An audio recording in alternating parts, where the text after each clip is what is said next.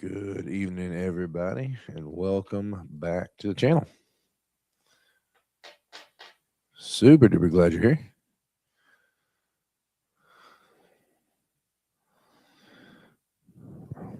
And maybe a little bit late, but not by my standards, by the Lego lawyer standards. I think we're basically on time. Interesting. I'm not getting a charge indication when I'm trying to charge my phone here. There it goes. Okay. Am I on mute? Yeah. All right. If you guys can hear me, make a note or throw a comment there to make sure that I'm heard. Oh, there's Barb. Yes, Barb, I am back. Good evening. Just to show you guys how cold it is, I've had the door to the studio shut all day, and so as I opened the door, this was in here. So as I opened the door and the room started to warm up, the water started to change a little bit.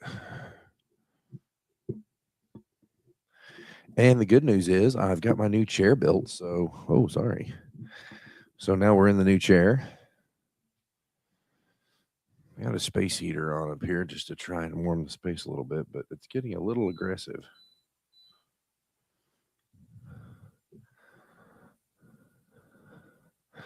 All right, Barb says, let's see up close where we ended yesterday. Okay, Barb, good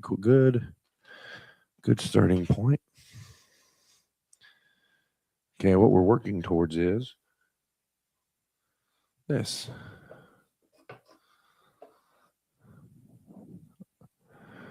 Okay, now you can see here, and we've got our first sort of layer. Okay, we got a second layer right here. If I look at you, sort of see it. Now I will tell you, it's not as curved as it appears here. Okay, that part of that is the distortion of the camera, because when you lay it flat, there's no bump in the middle. All right, let's go back to where we left off yesterday. Here we go.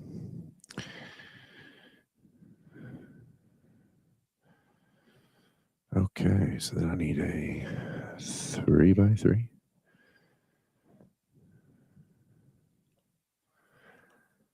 Maybe.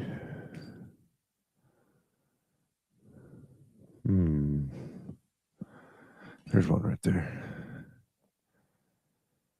There you go. Now out here. Now out here. I'm not sure I know what that means. Okay. Then I need this one.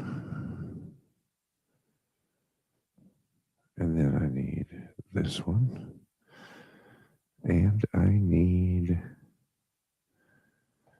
this one. Okay. Move this keyboard out of the way. Oh, no snow here, she says. No snow here. Well, we got a little bit of all of it. We got some snow. We got some sleet. But that's the nature of the beast, I suppose. Okay, so then we're going to do...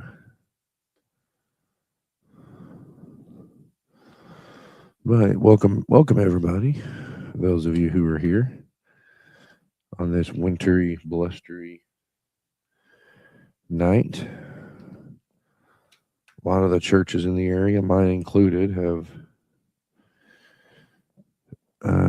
suspended service for tomorrow and have encouraged us to worship from home. And of course, we're off to a solid start. Already got an error in the assembly there, big dog. All right, let's undo that. Hang on.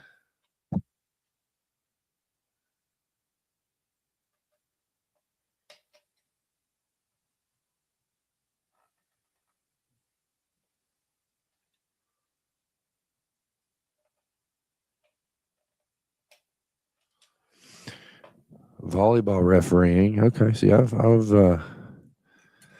got some miles in as a basketball referee, so I follow you there. Made the same problem today that I made yesterday, last night. I said I wouldn't do it again. What did I do? I did it again. There we go. That's better. No, I've refereed from, of course, rec ball, basketball, little league, sort of pee wee ball, all the way up through men's college. I did a little bit of women's college, just a couple of games here and there as needed. I was certified for both men and women in the NCAA, but my particular philosophy and referee style fit the men's game better than it fit the women's game.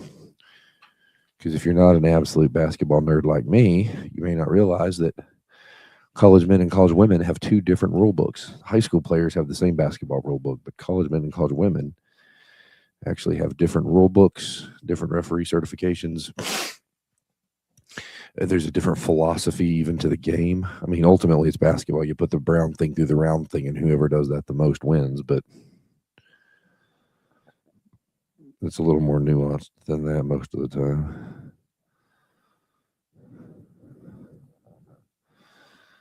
Here it is. And then this one. And then another 3x3. There's a 2x2. Is it a 3x3? No, it's a 2x2. See? There's 2x2. And then double or both 3x2 ears. There's one. There's two.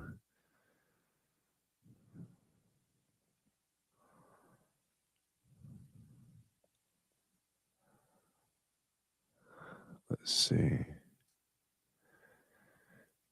Shota 12, 5, 6, 7.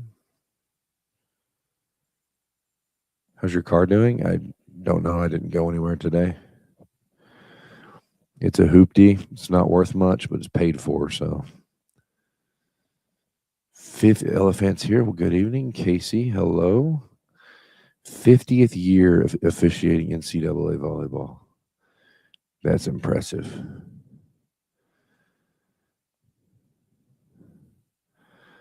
But you've seen about every rule change there is, the good ones, the bad ones. You've been around long enough. You've seen them undo something and then turn around and say, "Do it back." We didn't like it.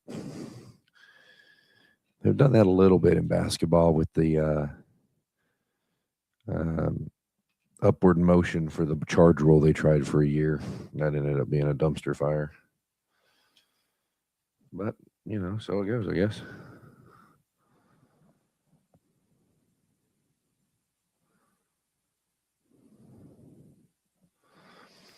I mean, anytime they make a major rules change, they're generally trying to accomplish something, trying to clean some component of some aspect of the game up. But also, sometimes you just got to let it happen. Now, granted, your rules package has to be written in a way that it encourages the style of play you're seeking. I mean, if you have a really tight rules package, then it can make scoring difficult. But if you have a rules package that's too loose, then you increase the chance of injury, and people don't want to pay big money for tickets to go watch their star player get hurt. You also don't want to overcomplicate the game. You don't want to put a lot of judgment in it, black and white rule book certainly makes enforcing the rules as written easier.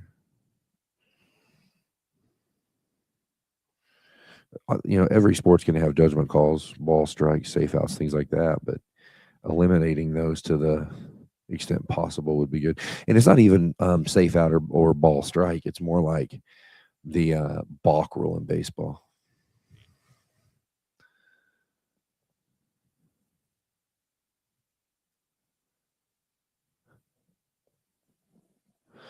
Oh, you have been through rule changes like blocking the serve. I bet that was a crazy time. That was like the serve and volley era in tennis. What kind of car do I have? Not one that I'm willing to talk to you about. It's not personal. I just don't know you.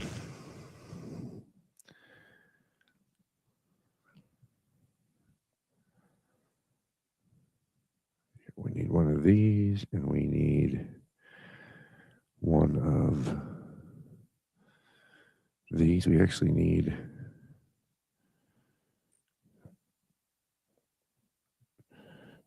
two of these. Yep, just like that. So then we're going to have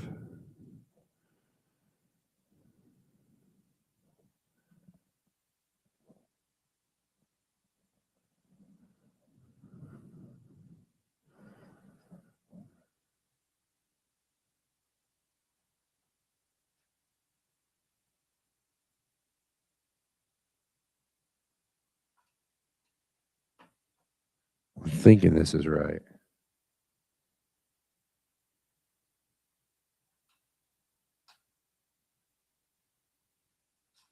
Nope. I think it's wrong. Now let's try this.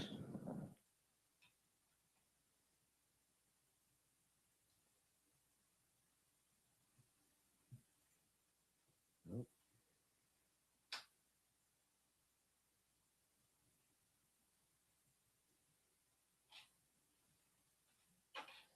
I'm working through something here. The directions are not super clear on this.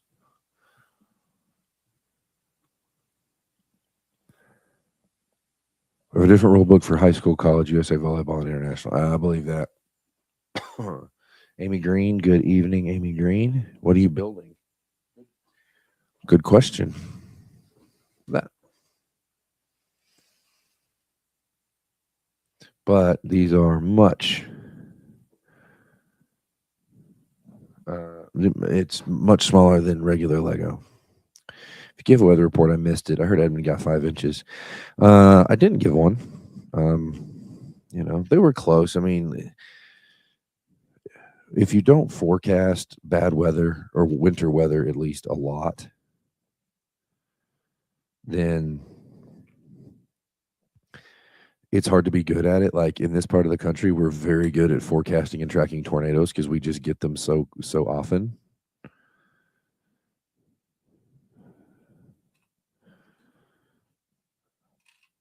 But we don't do winter. We don't do a ton of winter weather here, and that's okay. It's okay. We don't do a ton of winter weather.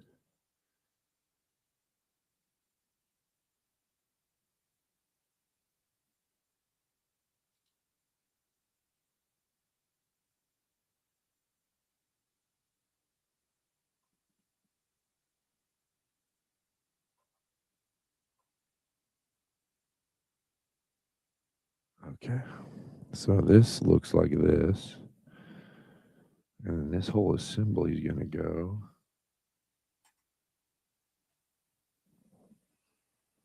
Not like that. It's not.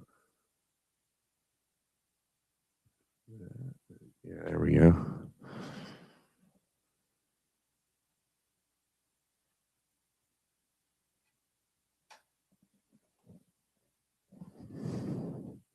There we go. Better.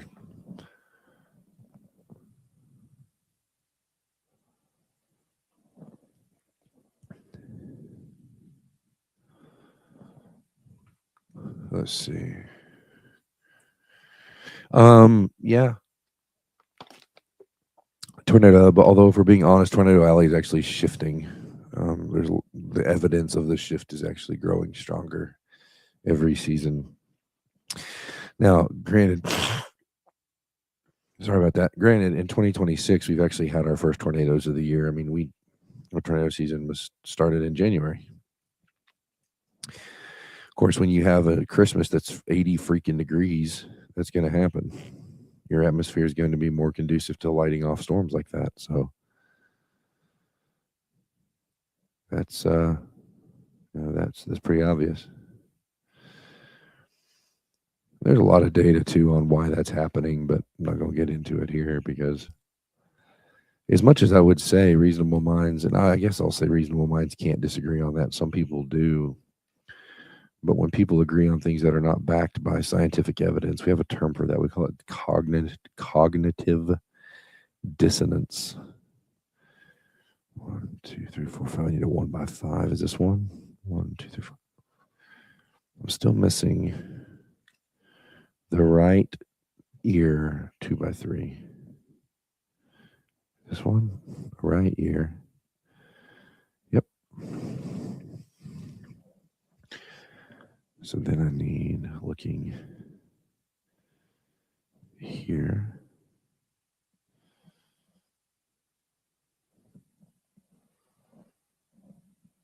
Start there. Yep. The problem is, and I'll show you guys, some of this is actually a little bit tricky because there's no color variation at the moment. And the directions can be a little bit confusing. They do a decent job of identifying where it's going to come off the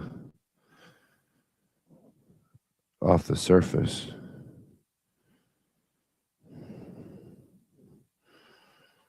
But also, the way this build is laid out, it's a little bit harder to forecast what it's going to look like at some arbitrary point in the future. I mean, we know what the end result is, but like I'll show you guys. Like, if you look at step 21, it's hard to see.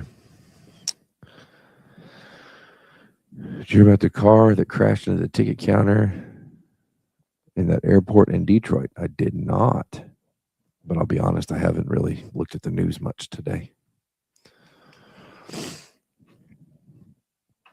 Between my family, my bonus family, and my wife working on her doctorate, everybody looks forward to being home. But don't get me wrong, I'm grateful to have the time with my kids that I have. But days like today, where Mama's doing a major homework lift, is not always easy. So.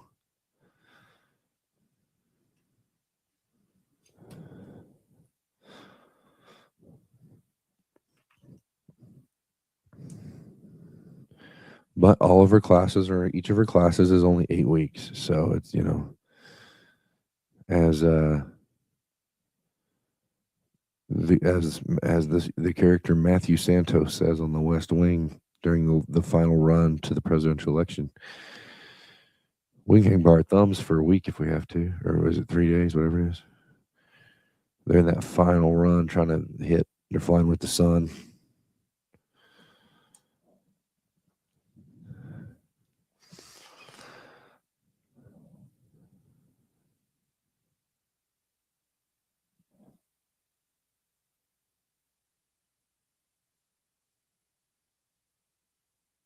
Can't tell if I hear somebody walking or not.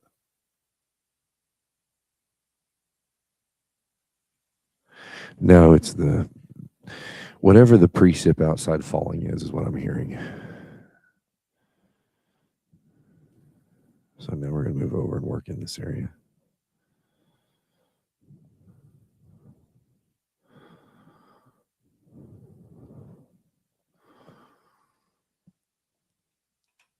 For whatever reason,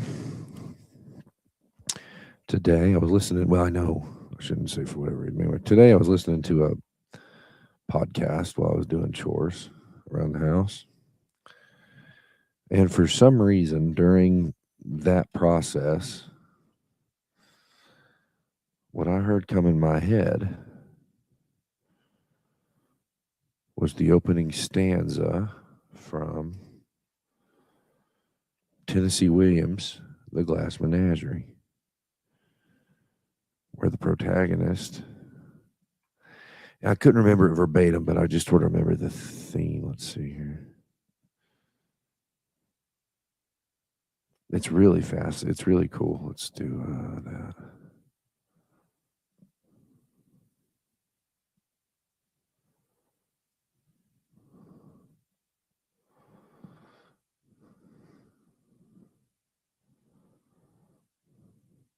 I'm trying to find it here.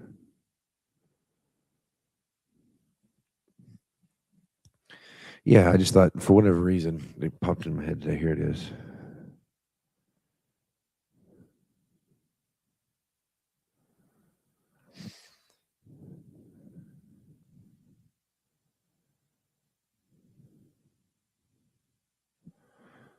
That's not it.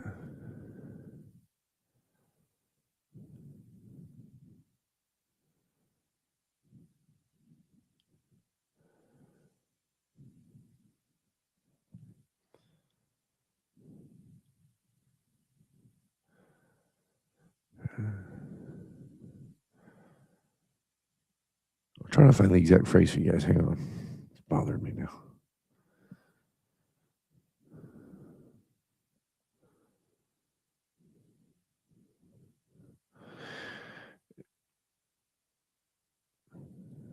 It's Tom, who's the lead character in the play, says he opens the play with, some give you illusion disguised as truth.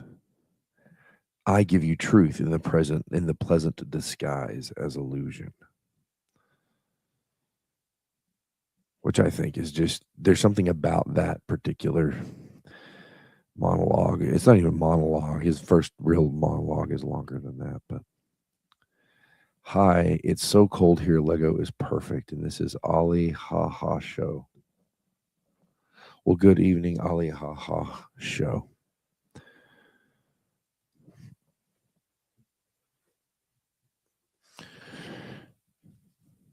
Okay. How far did I make it? I got these put-ons what I did. Right? Yep. Okay. So then I need a semicircle. I need somewhere I need to square it off 90.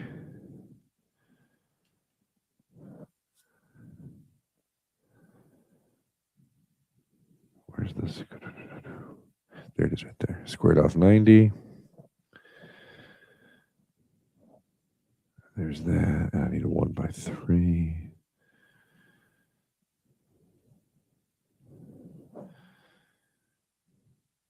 And then I need a 2x3 ear. Nope. Nope. Wait, is that a 3? No, those are both 4s.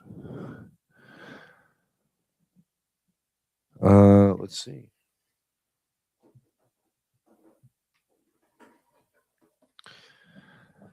That's what I'm making. It's actually TG brick. And actually, if you look, it says TG micro brick right there at the top.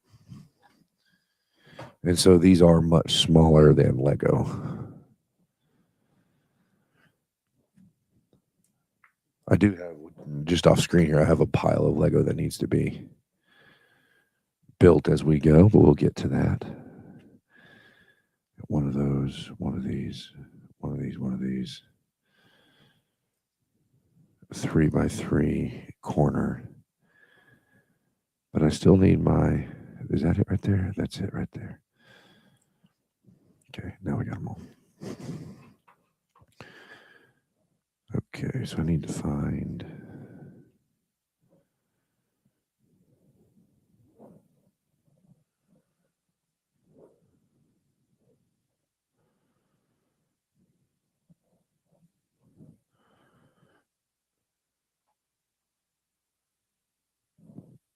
should be one open row.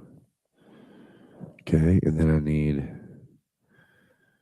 the hard 90. Right, and then I need the 3x3 corner. Yep. And then I need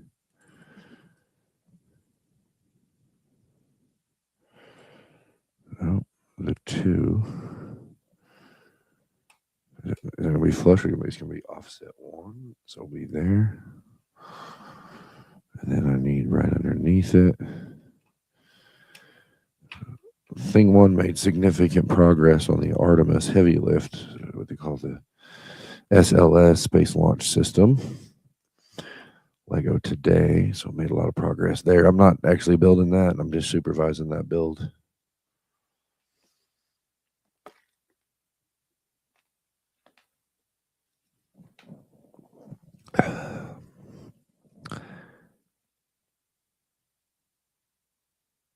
Hang on here. One of my kids is coughing. Hang on. No, we're good. Okay, we're good. Groovy. All right, so I need an arrowhead, which is right here. Is that Snoopy from the Peanuts on the bottom right? It is. It's a Snoopy bobblehead.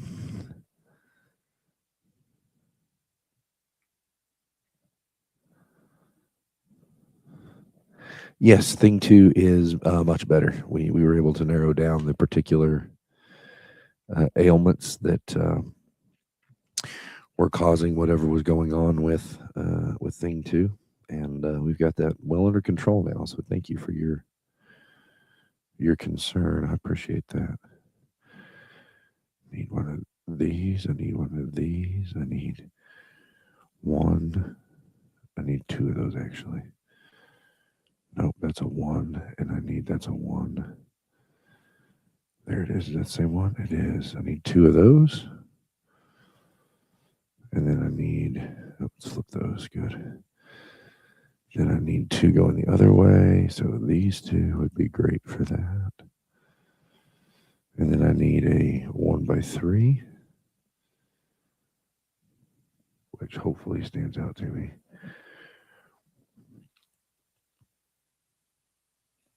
I don't know if you guys can hear it. There's just sort of this light spring. It's not a sprinkle. It's like sleet. Still a lot of moisture in the atmosphere. People seem to think you need a lot of moisture for snow. You actually don't. If it's dry, the drier the atmosphere, the more likely you are to get snow. If it's wet, you tend to get sleet. And that's most of what we've gotten. I think we got a little bit of snow, but it was mainly sleet. These two. Those two. I need a 2x2. Right there. I need a 1x3. There it is right there. Let's see. Thank you, Amy Green, for those kind words. What type of Lego sets do you like? Well, really, I guess the correct answer would be all of them. The appropriate amount of Legos is always one more. But all kidding aside, I have a pretty. I've been doing Lego for what am I 36? I've been doing Lego for about 34 and a half years, really. I mean, there's pictures of me playing with the Lego toddler bricks, right? The Mega Blocks when I was real little. Which obviously none of you have seen me in person, or at least not to my knowledge. But in any event, if you had seen me in person, you would realize it's been a long time since I've been little because I'm about 6'7", 300 pounds. So, been a long time since I was quote little, I guess. But in any event,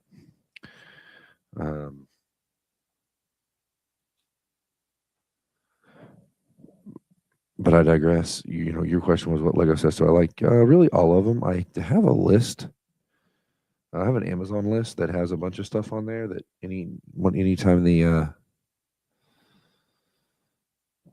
uh, anytime a viewer or a subscriber or a follower of the channel, really anytime anybody gifts me something or sends me something off the Amazon list, I will absolutely do that build live. The bigger stuff I often can't do in a single setting, just because I could sit here for hours and build, but most of you would quickly abandon the stream after about 3 hours of watching me click little plastic bricks together. I'm of the Harry Potter generation, so I'm a Harry Potter guy. Most, if not all, of my professional career has been in aviation. So anything space related, I'm in on. I'm good with whatever the language you want to use there is. Hold on, something didn't get put right. Right. Yeah, I'm missing one. I only have with one arrowhead. I needed two. Anyway, I digress. So I'm of the Harry Potter generation. So anything in the Harry Potter series, I'll do. My area of expertise is aviation and aerospace. So anything aviation, aerospace themed. Lego's got some new stuff out there for Da Vinci. Like the Da Vinci's ornithopter. He wrote a major publication that he researched for several years called the Codex of the Flight of Birds.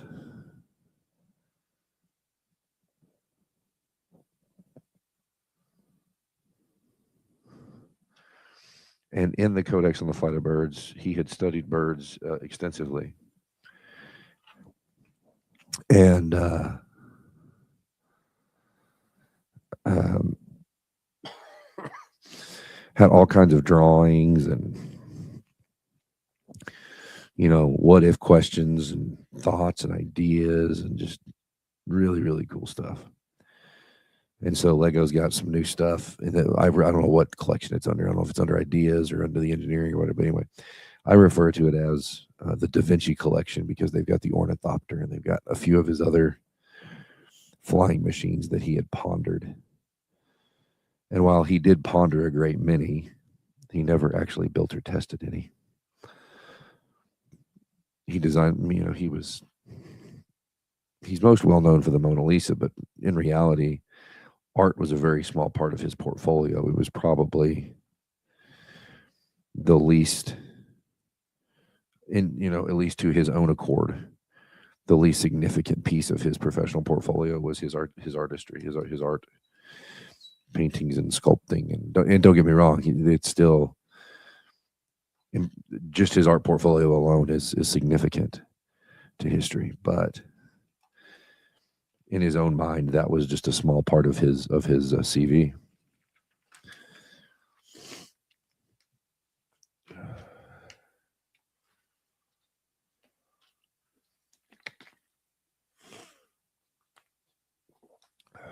Fun fact: Lego started off making toys out of wood. I did not know that. I did learn something, and it's I can tell that maybe perhaps you're a Lego fan yourself because you're referring it to it correctly.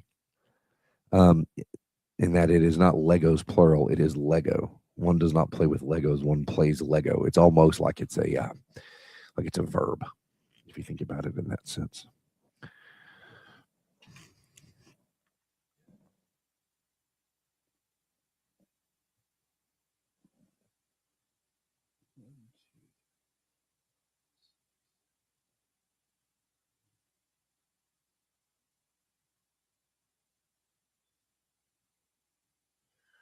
So I need a 12 by 4. Actually, I need one 12 by 4.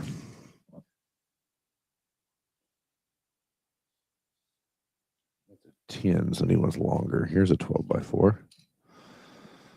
And then I need a 10 by 4 and a 2 by 3. It's going to be right here.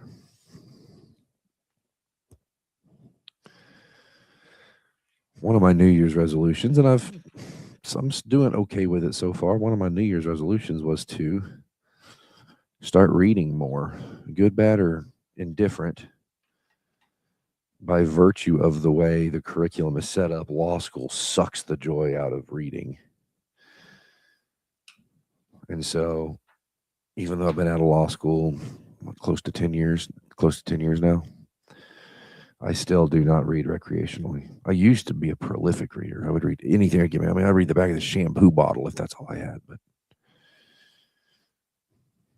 and I was warned about that actually. That going in like, hey, you're going to learn a lot.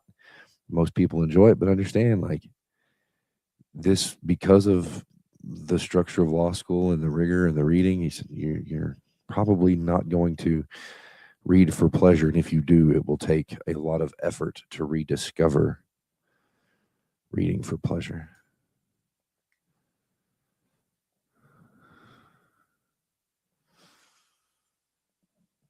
Read Harry Potter. Well, the problem is even the longest Harry Potter books I can get through in 2.5 hours.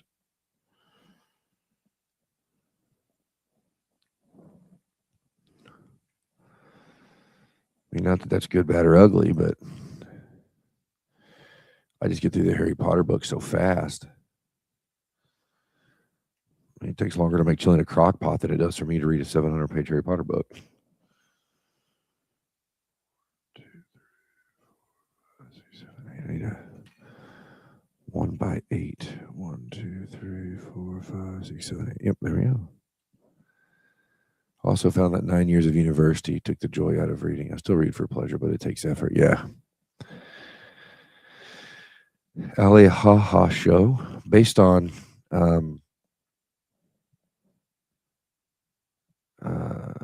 based on one, your location where it's negative 27, and two, the fact that you refer to it as uni, I'm going to take a gamble here and say that you're not either in the U.S. or native to the U.S. Not that that's good or bad. I don't inherently care. But uni is very much either a European term or more specifically a Commonwealth term. You tend to hear that quite a bit in the Commonwealth of Nations. But I've been wrong before. Just Ollie is fine. I'm in Canada. Okay.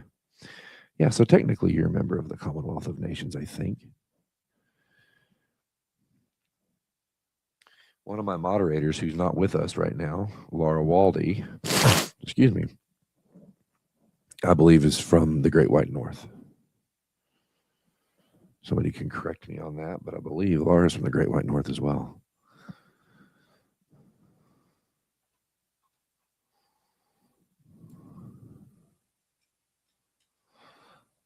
Let's see, but I vacation in Oxford every couple of years, so I'm not surprised. I also watch a lot of BBC. I'm going to assume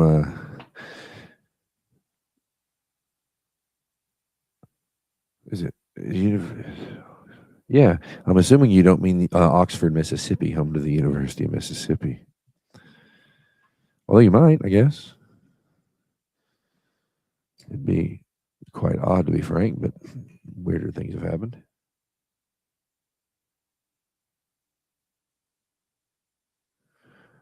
I need a 1 by 8. 1, 2, 3, 4, 5, 6, 7, 8.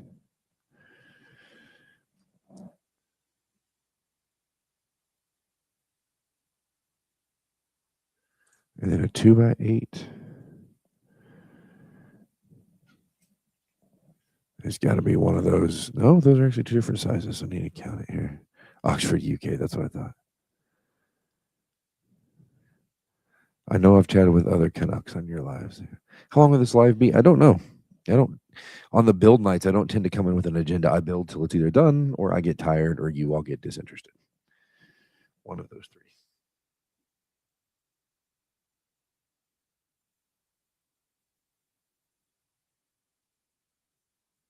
12. So this is my 12, and I need one more of these. So if we start here, it then says we're going to take this and plug it in there. And then this one's going to go here.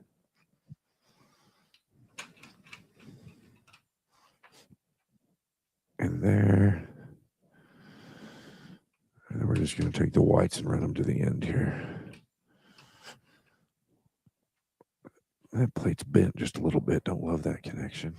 Do you ever find yourself saving a particular meaningful Lego set? I bought myself the grand piano a few months ago, but I'm a bit scared to start it. It's by far the biggest set I will ever own. I don't necessarily find myself saving a particularly meaningful Lego set in the box. Once they are assembled, I don't tear them down and play with them again. I build them and leave them assembled. The grand piano is actually on my Amazon list, oddly enough. That's one I would love to do.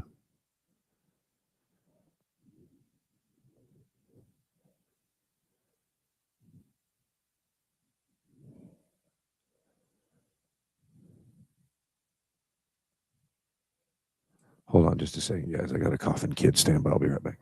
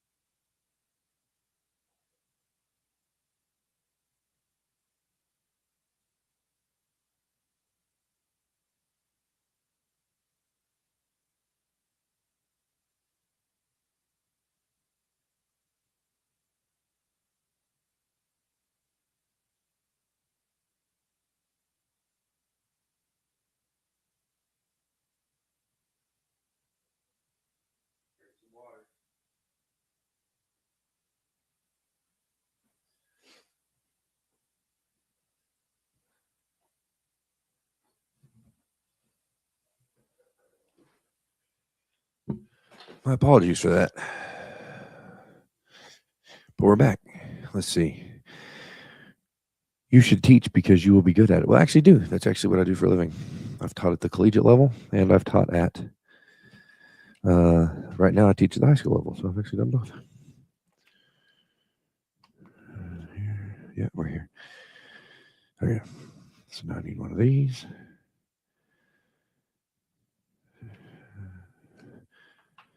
Did that. So now we're here. I need one of these, one of these, one of these.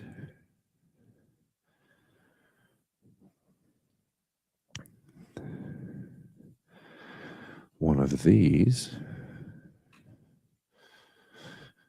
Get over here. And one of these.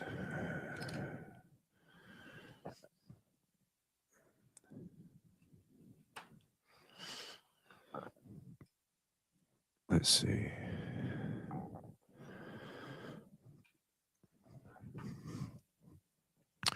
We're trying really hard to keep everybody in the house healthy, but in the middle of cold and flu season, you guys know how that goes. So far, we've been super, I don't even want to say it. Because inevitably, I'm going to say something and the world's going to come apart. You guys know how that works too. Because Murphy's Law doesn't discriminate.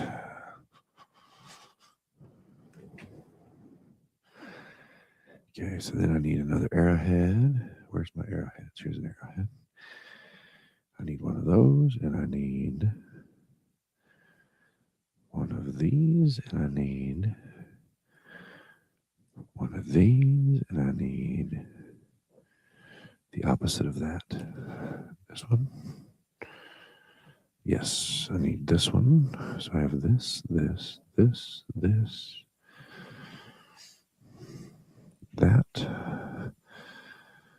this, and then I need the two before ear. Is this it? Yeah, that's it. Groovy. It's that law that states anything that can go wrong will. Yes, exactly. Yeah, Murphy's Law. Anything that can go wrong will go wrong. So let's see. We're good there. Oh, I see. I see my orientation here. All right. So then we want to.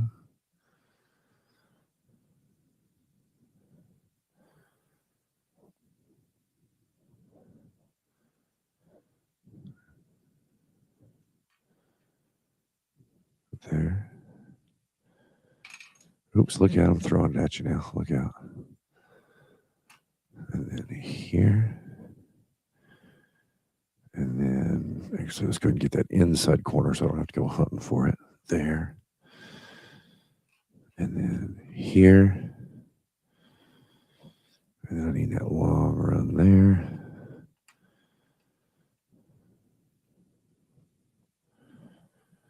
And then, is that at the plate seam? Okay, good. That is at the plate seam. There. And there. And somehow, I didn't get enough of one of them. Which one did I need two of?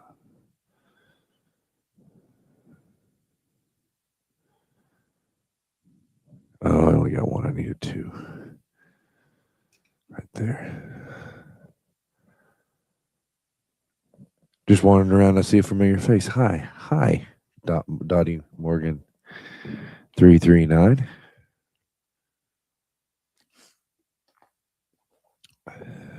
What movies do you like? Oh, what an interesting question. Well, I don't know that I have any one movie that is my favorite necessarily. Most of the movies that I want to see over and over and over again, I do. I feel that way about them because they have some sort of emotional significance to me, or they have really good soundtracks. One of the two, and sometimes both. Sometimes both of those are true statements. As far as which one's my favorite, I don't necessarily know.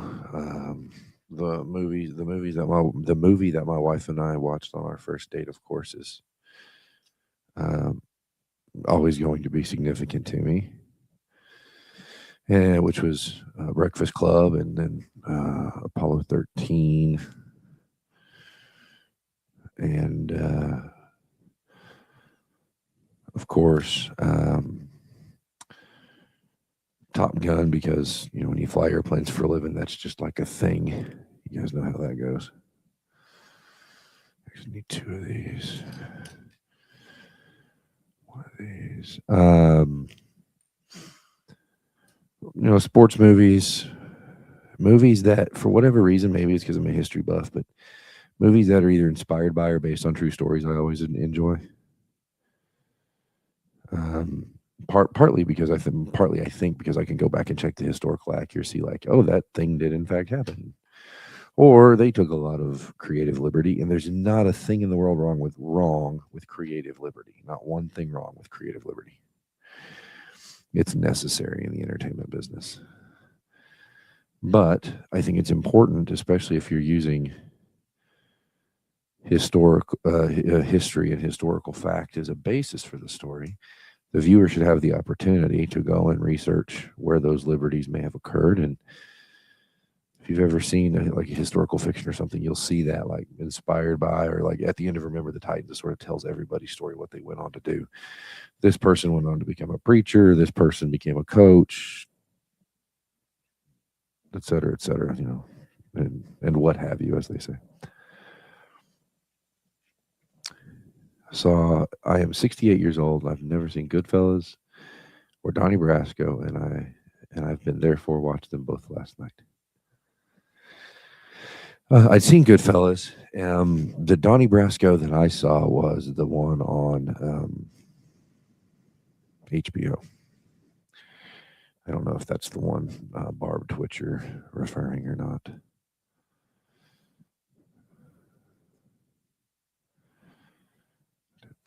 Did that.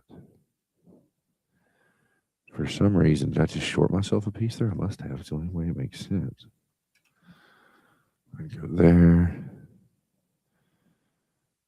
And then I need a...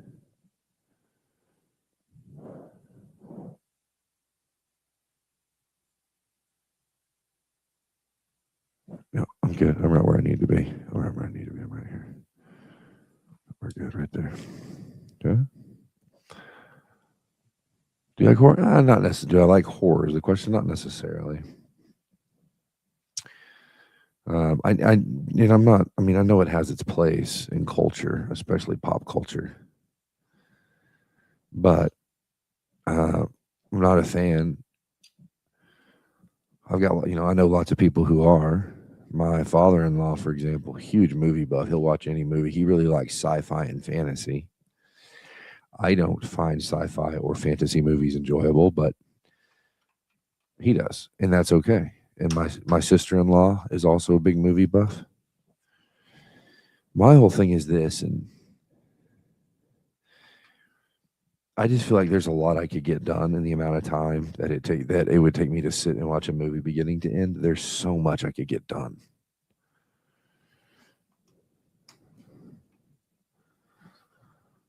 And I know that's a flaw in the logic, because I'll sit and watch an athletic event on TV for 3 hours and not hardly move.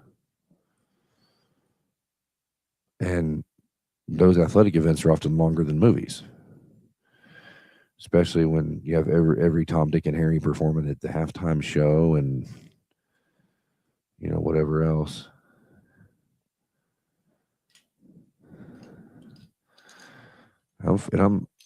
I'll be the first one to admit that I'll sit there for hours and not, I'll watch the whole competition beginning to end and not even blink,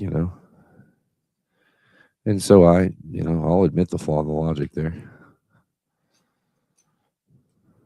But, we're only human, so.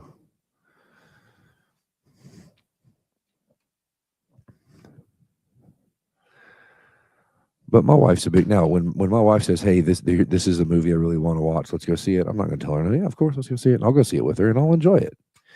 But if I'm picking the activity, I'm not picking watching a movie.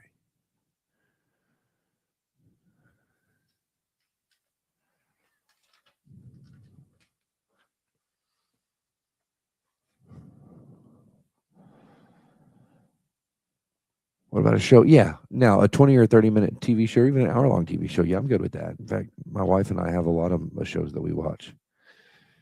Not right now. We don't watch them as often as we want. We've got, young children, so they take up an inordinate amount of time. But also, she's finishing up her doctorate. So she does not have a ton of time available at the moment either. We have shows that we watch together. The Diplomat. She really likes like reality television, Big Brother, and that kind of stuff. And I'll be honest, I think it's stupid. But I joke with her. I tell her that. But here's the thing, and she's right. She likes it because you can watch it and you don't have to keep up with it. Sorry, I stepped away from the microphone. You can watch it and you don't have to keep up with the series. Like if there's something going on, if the kids start screaming, or we got to do a chore, or somebody calls, or she's got homework to do, whatever, she can just sort of run it in the background and keep up with enough of the storyline that when it comes back on the next week, it's no big deal. And if you've got a show with a really complicated storyline, or really really complicated character development, it's hard to step away from the missing even a moment in the series, because there's probably going to be a subplot the next week about the 2 minutes that you missed. Of course, streaming has made that a little better because you can pause it and stuff, but still.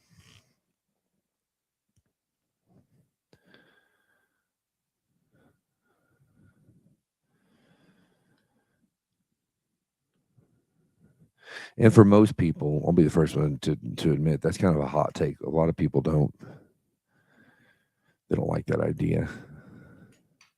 And I know it's a hot take, and that's okay.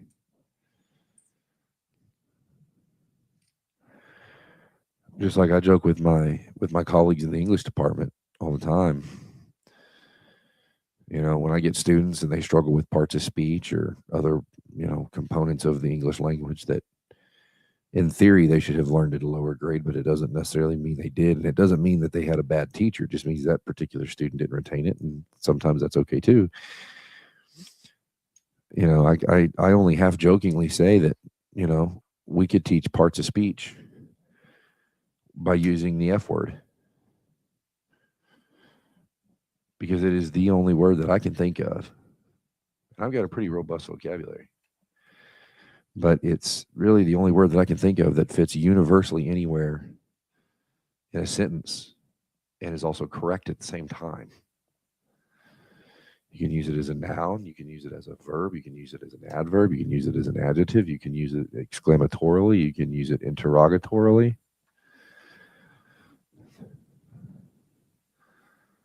Like there's a lot that you can do with it.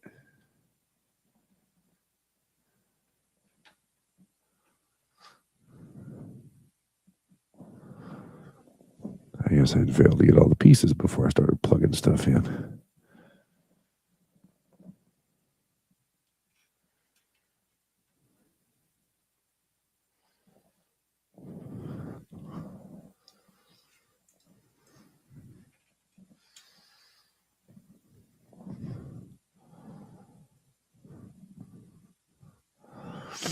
When I'm watching a movie at home, it is simply an accompaniment to my life.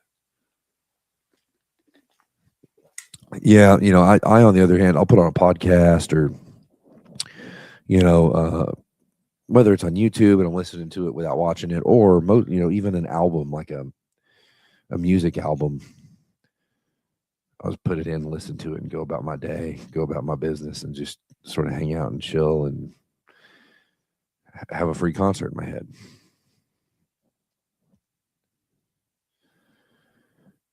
Because I really am, at the end of the day, a big music guy. Now, don't get me wrong, that doesn't mean I'm any good at it. Like, there's a difference. I can like music and not have an enormous amount of talent to play it or make it. Hang on, I just got a text message from the wife. Stand by.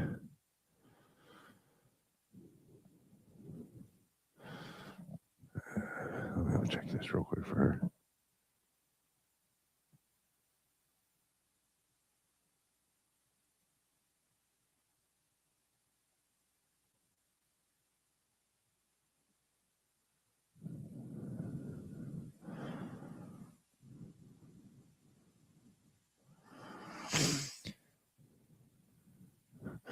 kids go to sleep, it's easier to talk to one another through text messaging, which I'm sure, as I say jokingly, is exactly what the inventors of text messaging wanted people to use it for. Yeah, that's right. This one goes here. I'm trying to keep it on the screen so you guys can see it. You guys didn't come to hang out with me just to not get to see the build. Samuel L. Jackson had a stutter, and it stopped every time he said MFer. That's one of those stories that, even though I don't know if that's true, I 100% believe it is, because one, why would somebody lie about that? And two, it kind of makes sense.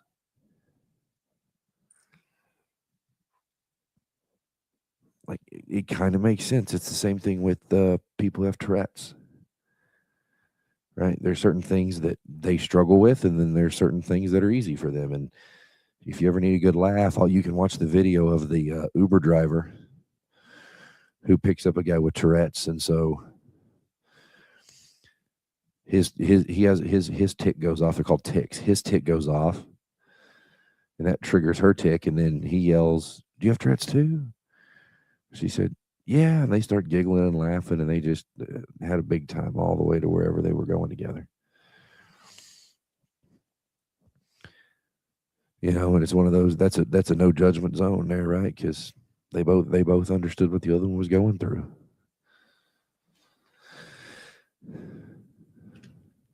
And so, when you say, I'm guessing I have to open the next bag, although it didn't tell me this. Because I also seem to have like a large number of leftover parts.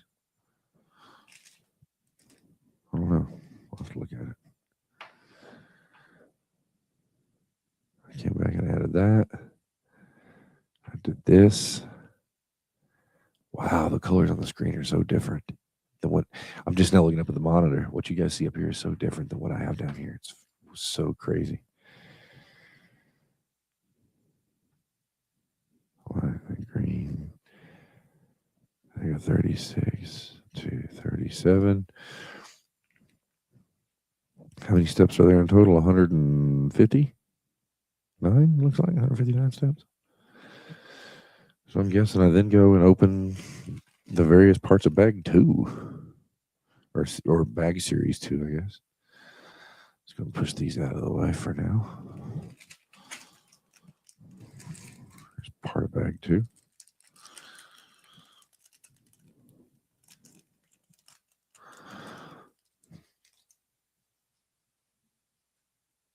Here's another bag 2.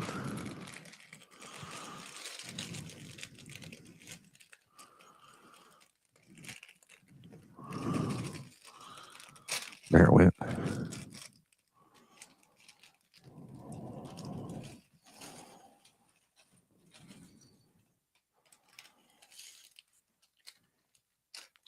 Yeah, there's lots of famous people that have had stutters over the years.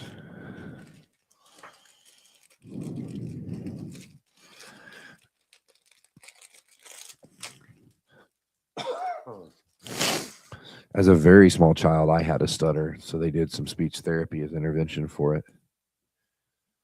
And there's, of course, different causes, but what they determined the cause of my stutter was, and for those of you who've known me more than 10 minutes, you'll realize this is not at all a shock to any of you, probably, was that my brain was actually processing faster than what my speaking abilities allowed me to communicate it out. Does that make sense, right? So I'd try to say something, or my brain would be processing something, and I would attempt to communicate that thing out.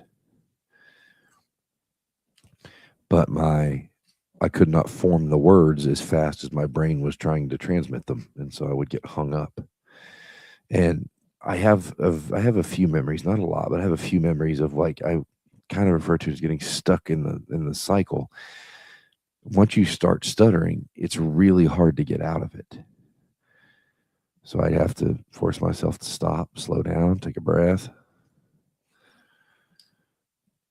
And the breath was just to buy time. The slowing down was actually slowing down the thought process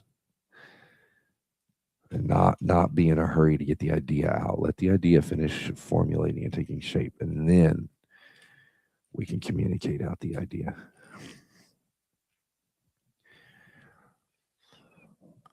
What's a fun part about teaching? Well, it's a variety of things. One, I teach a really cool subject. All I teach is aviation. That's all I teach. I don't teach. I mean, I teach, and then there's some tangential stuff. Like there's aviation math, and I teach some math and aviation, but I'm not a math teacher.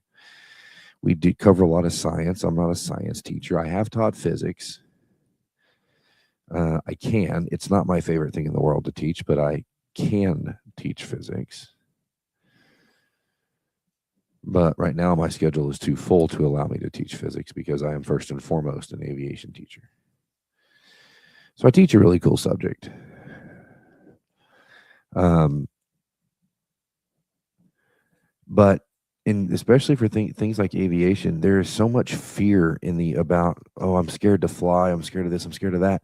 And if you at the very base level, the fear comes from a lack of knowledge. They fear what they don't know, and that's perfectly normal. There's a reason we don't go running off into dark rooms or down unlit basement stairs in a place we're not familiar with, right? Like it's a survival instinct to, be scared of that you do not know, be scared of that which you do not understand. That's to a point a survival instinct,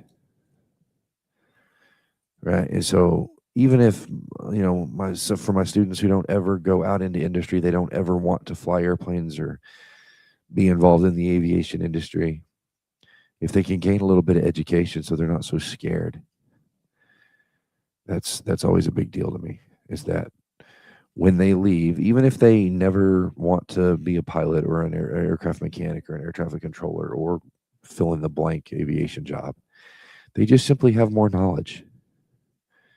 And hopefully with that knowledge comes power, and with that power comes less fear. And I don't mean no fear, because there are times where we need to be scared. Right? There are times when life is scary and isn't always pleasant.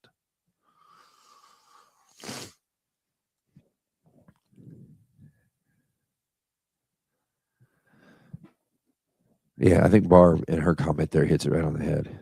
Yeah, Barb, I think hits it right on the head. Right. I see real time change today, tomorrow, whenever.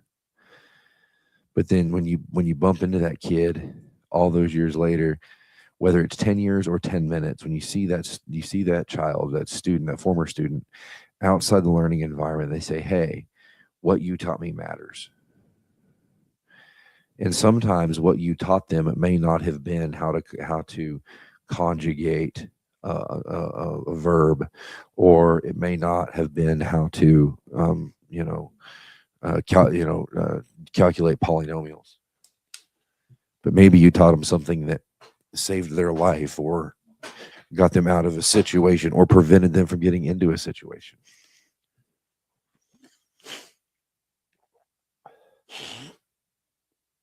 Because I try to tell my kids that are college bound, like, listen, you guys are going to go out in the world, and the world's going to beat you up a little bit. And that's okay. Like, you have to know the world's going to punch you right in the mouth a little bit, and that's okay.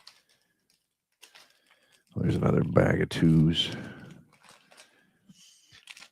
Inevitably, it has to be okay. You have to let it be okay. You have to be willing to let life punch you in the mouth a little bit.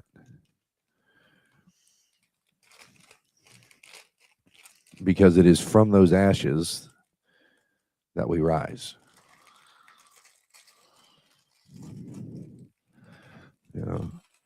Like, listen, you're going to go out, you're going to get out to college, and life's going to beat you up a little bit, and that's okay. And whether you go to college or not, from the ages of 18 to 25, life's just going to beat you up anyway, because being between the ages of 18 and 25 is hard just anyway.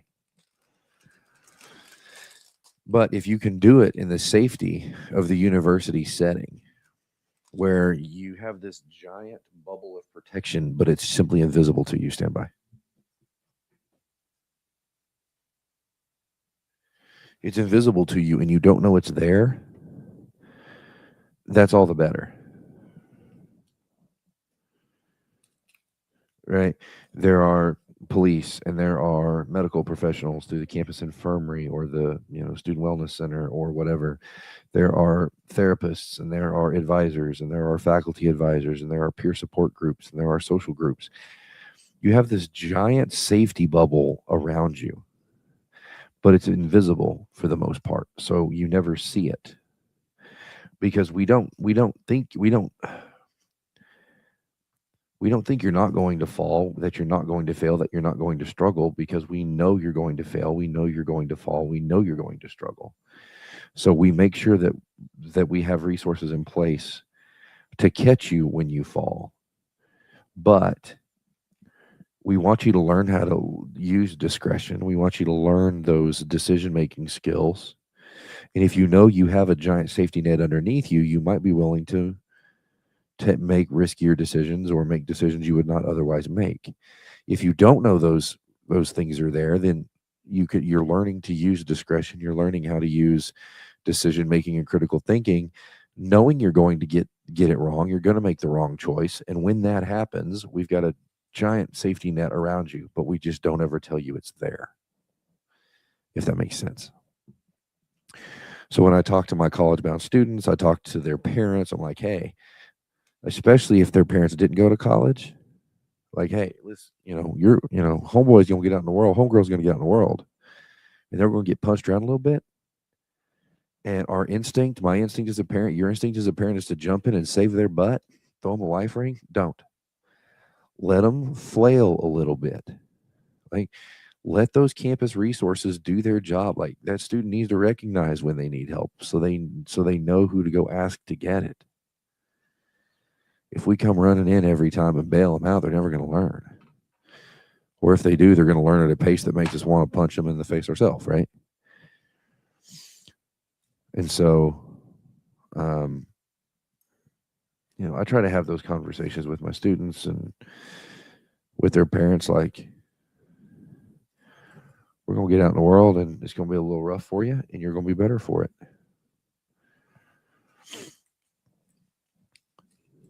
You had a student, when I was working in higher education, I had a student say one time they'd been through a rough patch, and I was their academic advisor, so they were coming in to get advised for classes, and they'd struggled with some classes in the fall or in the other semester or spring, fall, whatever it was, and hadn't done as well, and it had hurt their GPA, and they were at risk of losing some scholarship money, and just one of those life's tough moments. And the student said, well, I kind of regret it. And I said, no, you don't regret it. And you shouldn't regret it. He said, well, what do you mean? So, well, you shouldn't regret it. You shouldn't have regretted not going to that class, because your failure to go to that class resulted in an adverse grade, and you're going to learn from that. Like that morning where the bed is way too warm and the air is way too cold, or when you stayed up way too late and didn't get nearly enough sleep, and the temptation to silence the alarm and roll back over is going to be overwhelming. You're going to know, if I don't go to class, here's the bad thing that may happen. Right? And so you're going to use that bad decision you made before to allow you to make better decisions now, right? Because if you think of decision making, it's simply a database, right? Our database grows. It should grow. It has to grow necessarily.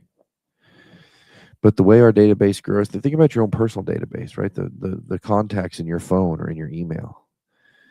That database grew because of an action that you had, a person you met, a conversation you had, whatever. Right? Had you not had that conversation, gone to that conference, done the thing that put that other person in your sphere of influence, then you would not have the ability to contact that person, to support them, to ask them to support you, whatever the request or the relationship may be. So I tell people decision making is simply building a database of information that you use to decide which choice is the good choice and which choice is the ill-advised choice. And you now have a database from which against which to measure that decision, if that makes any sense at all.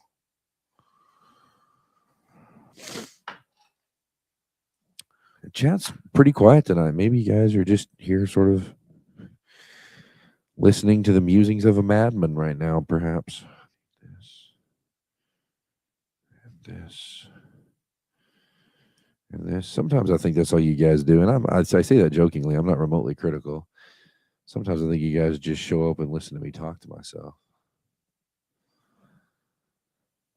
And it's also possible some of my students are on here. I have reason to believe that they are from time to time here. And dear students, if you are here, as we discussed yesterday, make good choices.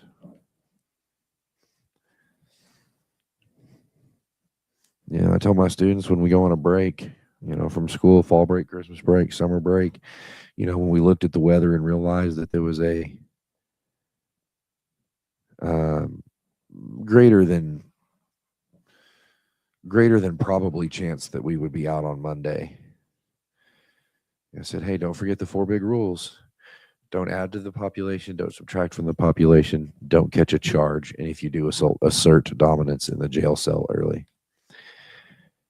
Ollie says, I'm enjoying the knolling. I know you're a Canuck. Give me the American version of knolling. I'm not familiar with that. I think that's a portmanteau, not a portmanteau, but it's but I think it's something specific in Canadian culture. So see if you can maybe find a synonym for it, something that I would be familiar with.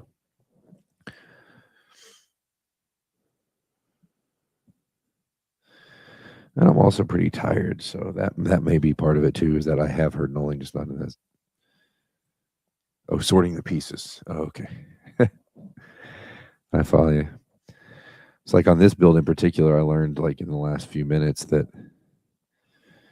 you have to open all of the bag twos at once, which is not necessarily something you have to do in Lego. Sometimes it is, but sometimes it's not. I think Mr. Knoll was an American, something to do with the space program. I thought, sorry if that's wrong, the Knolling. I'm trying to think. I'm familiar with most of the names in the space program, but I have to think you might be right.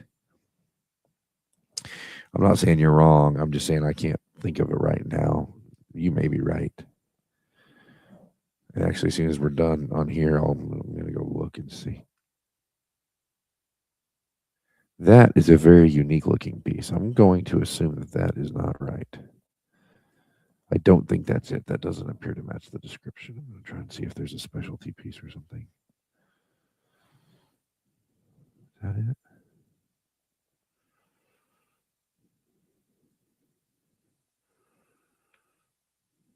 Maybe? I can't tell what that is.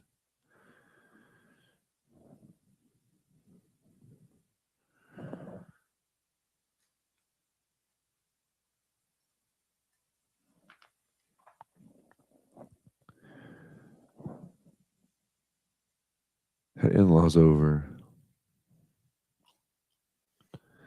Lay backward is alien. It sure is. Steven, welcome back. Glad you're here, friend. This one's got me buffaloed. I'm not sure why. I can't. There's I got one more piece I gotta find. Found it. Nope. Is that it? Or is this it? Which it is it? It's this it. Okay. I'm not sure what that piece is.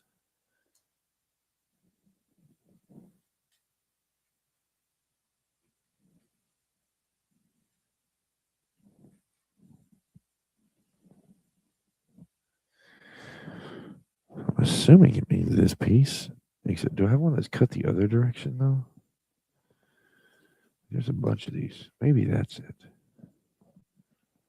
No, that's cut the same direction. That's cut the same direction. What did I miss? I forgot what the end picture's supposed to look like. Well, let's grab it and look at it.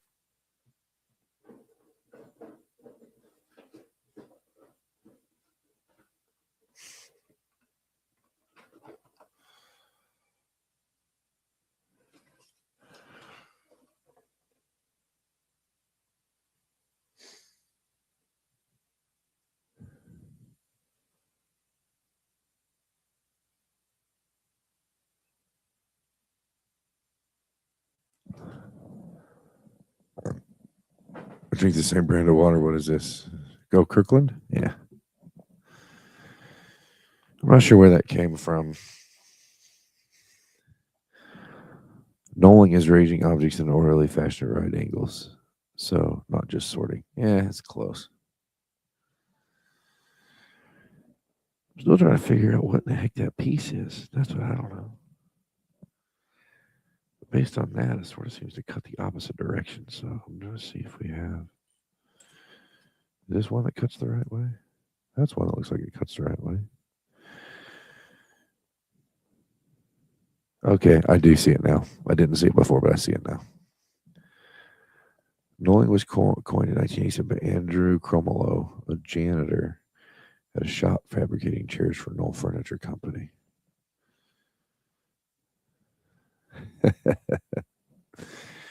See, I learned something from you today. Looky there. We can all learn from each other. In my 36 years on the big spinny ball on which we find ourselves co-located, I've discovered that we often, and I guess in reality, I can't say that there's too many times where, if ever, to my knowledge, but I found that I don't understand the hatred. And I don't mean just the arbitrary, because we have so much more in common than we have different. And to say otherwise is just simply not true.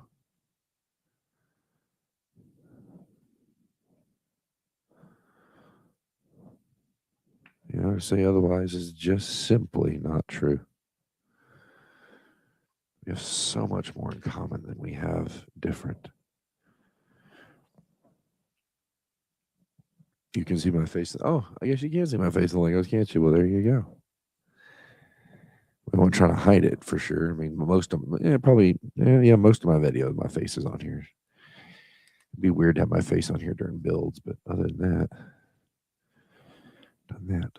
Okay, now I need another one of those, but it's got to be that same cut. The angle's got to cut the right way. Here it is. Here's one. And then I need the outside ear. Is it an outside ear or an inside ear? I guess it's a 2x2 right ear. 2x2 right ear. And a 3x2 left ear. So let me find my left ear. Here it is. All right. 3x2, 2x2, and the hook. Yep. So we're going to go right back here. And we're going to put this one over here.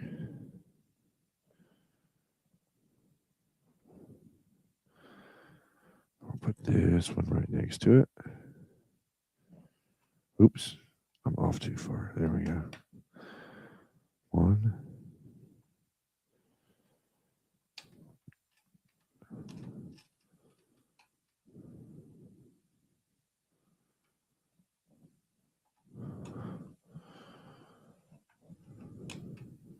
2. And this is going to open opposite. There we go.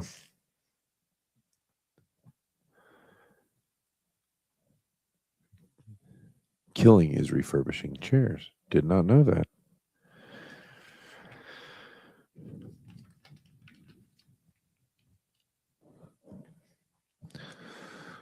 Okay, then I need a 1x2. Which oddly I can always find. You ever notice you can always find the pieces you don't need? But then when it comes to the piece you do need, you can't ever find it. Love it when that happens. One of my favorite things. Sorry, I'm tired, so my sarcasm doesn't jump off the page like it normally does. Now, where in the heck is this thing? Okay, so it's got to be over here. looks like. Is that at the edge of this thing here? It's going to be flush to the second plate. Yep, that's it. Flush to the second plate. Straight down one, and then we're going to go in. One right there. There it went, just like that. So then I need one of these. And I need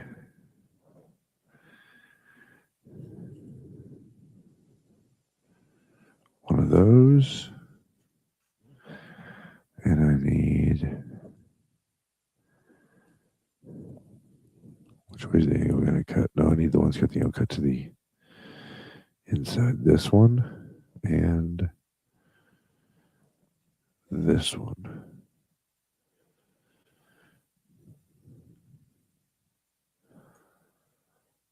What's Megan's doctorate in? Megan's doctorate, well, it will be. She's finishing it.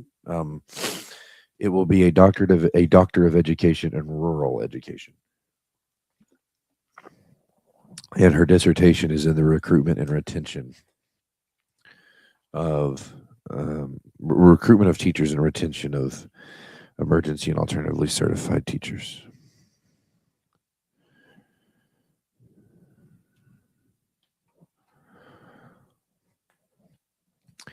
Although I did have a deal the other day at work that sent me down a rabbit hole, and now I kind of want to write a law review article, but I also kind of don't want to have to do that much research to do it either.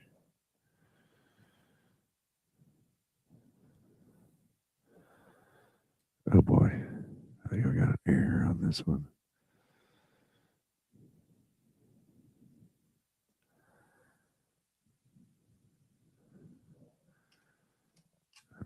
Here.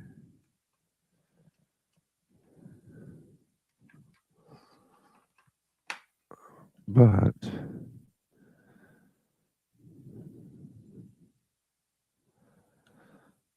that's not the right spot.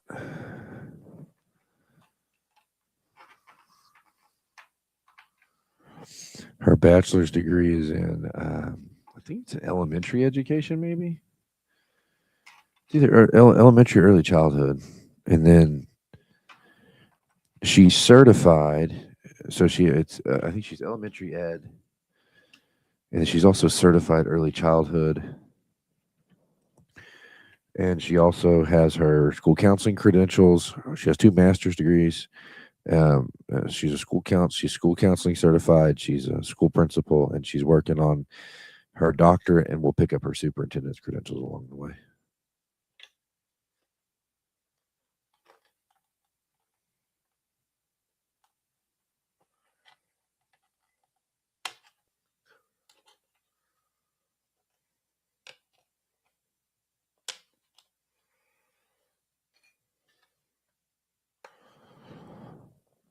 So I'm trying to dig a piece out there. I got to go back and figure out what I did wrong with it.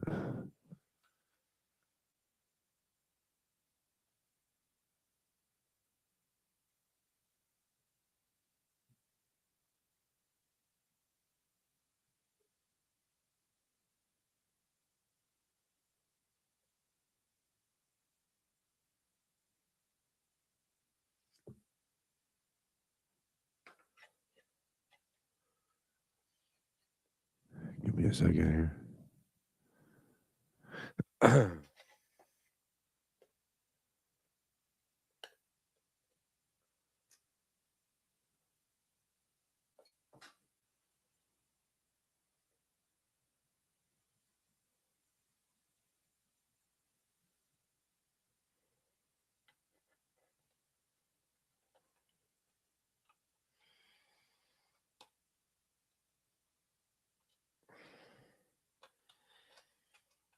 So I'm trying to dig a piece off. Stand by.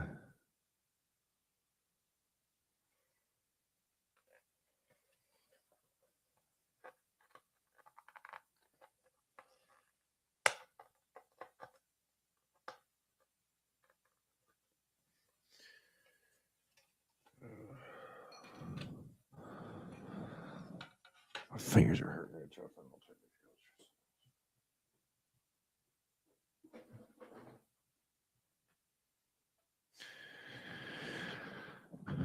How does it differ if it's rural education? So, back in the day, super racist dude named Cubberley actually wrote about it, and while his work is racist, it's the concept that rural schools have different needs and and meet different demands than metropolitan and urban and even suburban schools. That part of it is true. Now, the rest, the super racist part is inherently not true, but um, like the workforce that you're trying to prepare kids to go into, the job markets, but also like rural schools don't tend to have large employers in their communities. They tend to be single point, what we call what I refer to as a single point employer, meaning there's one or two very large employers. Um, but it's not like, a city where there's, hundreds of businesses to pick from, and then many large facilities, factories, warehouses, distribution centers, etc., often don't exist in rural communities. And so the educational needs of rural communities are different, as well as the resource allocation, the geographic limitations. There's lots of sort of moving parts and pieces in that analysis. Next question is, will you know if one of your students are asking you random questions? Well, maybe, maybe not, because I can only see on my end what screen name is. So if they have a screen name that would otherwise identify them, then perhaps.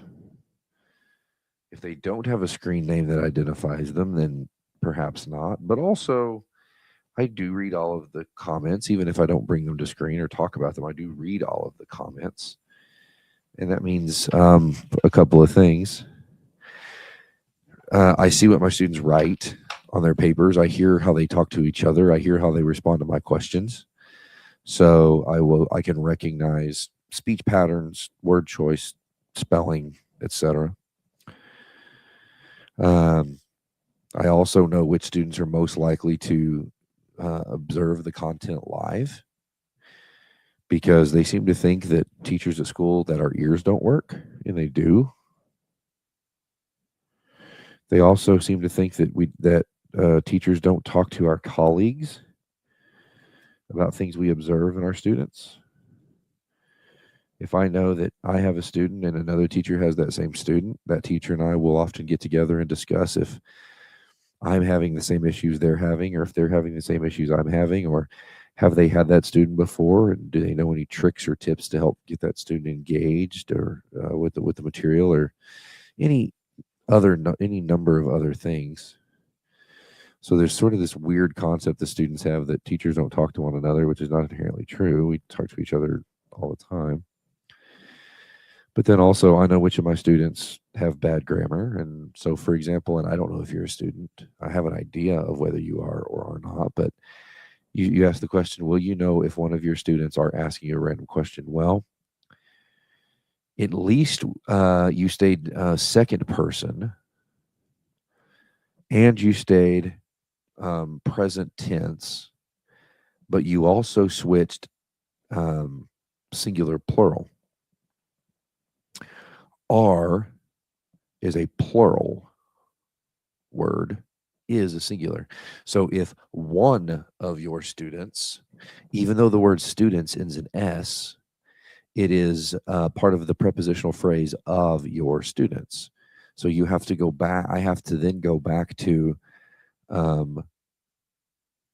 the modifier before that, which in this case is one student, so singular student. So it should read, will you know if one of your students is asking you random questions? So unless they say, hi, my name is, and I can tell with 100% accuracy, of course, at that point, whether that they're in the chat, indirectly or directly, it's hard to prove. Indirectly, yes. And there's a more than likely chance that you, in fact, are a student.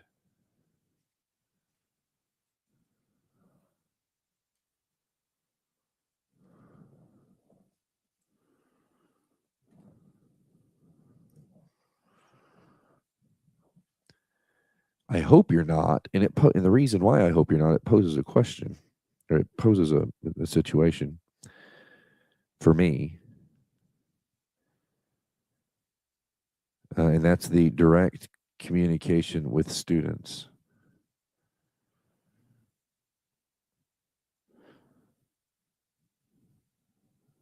So I hope for your sake and my sake that you're not a student, but I could be wrong.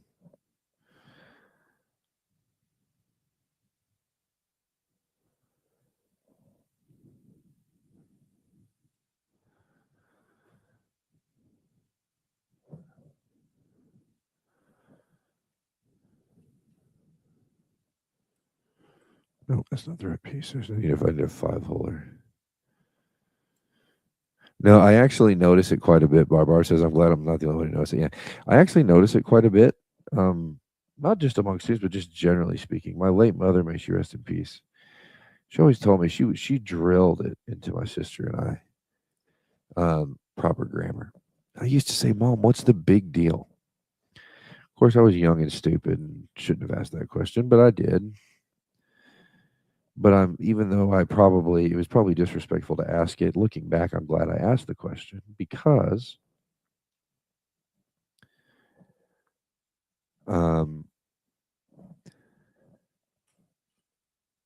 now I've learned to listen for it. But my mom always said it doesn't matter what happens to you in life. If you make a good choice or a bad choice, if you get lucky, if you get unlucky, it doesn't matter what happens to you. There's two things that nobody can ever take away from you unless you just allow them to by virtue of by psychologically allowing it. And that is people can't take away your dignity and people can't take away being well spoken and well read. They can revoke all your licenses, all of your certificates. They can put you in prison. They can, and often, or perhaps maybe you should go to prison for your acts, whatever. All of those things can be true, but they can't ever take away being well spoken and well read, right? And the thing is, to be well spoken and well read, it doesn't take any skill. It doesn't take one nickel of money. All it simply takes is effort. That's it. You just have to decide one day, I want to have good grammar. Like that's it. You just have to make the choice. I want to learn to speak correctly. And data tells us that people who use good grammar can get better prices on cars. They can get better prices on houses. If not that I'm a big fan of it, but if one had to go to the bank and try to borrow money, maybe to buy a car or a house, you can get better terms. You're more likely to get approved. You go in and interview for a job, and you're well spoken. You sound educated. You sound literate. You represent yourself well. You speak well, because when you interview for a job, you're asking that employer to trust you with their business, and more importantly, to trust you with their clients, their customers, the people who come in seeking goods and services from that business. And being well read and well spoken is super critical. Like I don't want somebody speaking on my behalf, answering my phones or talking to people with whom I may choose to do business if they don't sound like they can carry a conversation. You may be incredibly brilliant, but if you don't have good grammar, it's hard to impress someone on a date. It's hard to negotiate the business deal, whatever, and they can't ever take it away from you. It's a choice that you make to be good at it.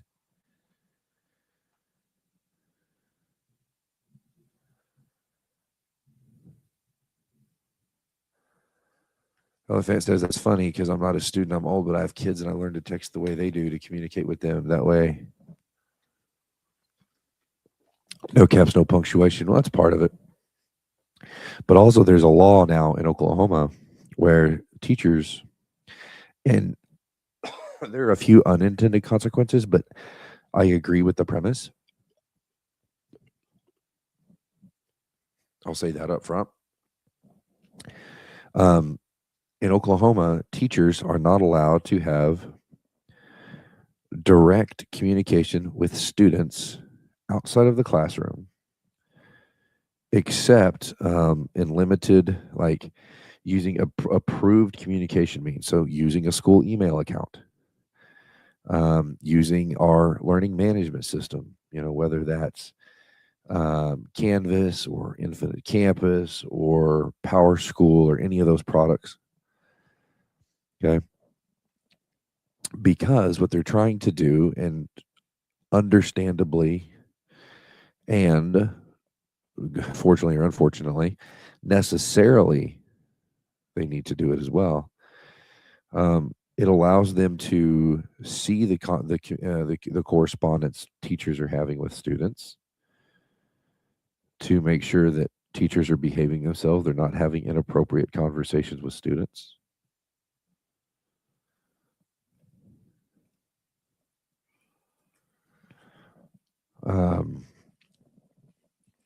In case of an emergency, I can call a student or text a student directly, only in case of emergency. And then but as soon as but then I also have an obligation to inform the parent and disclose the communication to the parent within, like, as soon as is reasonably practical. I forget exactly what the legal standard legislature said, like if it was immediately or as soon as possible or as soon as practical or whatever. I mean, each of those has a unique legal standard, but and so, like, my particular school district, we use a software or a texting program called Remind. Okay, and so it's managed by the school. I can create different groups. So, my students who compete in certain events have a group, and my ambassadors have a group, and whatever, have these different groups. There's one for band and whatever, right? So you have these different groups, and so I can text them through that, and it sits on the school server. The school can see it, the school can supervise it, the school can monitor it, and if there's ever an accusation or a complaint made, they can go and pull those records. And so it does twofold. It protects the students, and it should. Students are a vulnerable population. But it also protects teachers, because not everybody out there, is saying truthful things. And so I can say, no, that conversation did not occur. And they can go back and they can pull the Remind records, and sure enough, that conversation did not occur. Right? But likewise, the student can't say, I didn't know. I can say, well, go back and look at your Remind message, look at your learning management system, look at your email. I mean, I tell my students all the time, I'm going to email you, because I probably will forget to announce something in class one day. So I'm going to email you. You, as the student, are responsible for keeping up with your email address. If you miss an opportunity to go on a trip, if you miss an opportunity to take on a leadership role, if you miss an opportunity to, attend the basket weaving class, whatever, that's not a me problem. That's a you problem, because I emailed you, or I sent you a Remind message, or I sent you a message through the learning management system. And so I say all that because if a student were to jump on the chat, I don't actually know what protocol would be. So that's actually a conversation that I need to have with my leadership and my administration to find out exactly what that looks like. Oh, elephant for sure. I mean,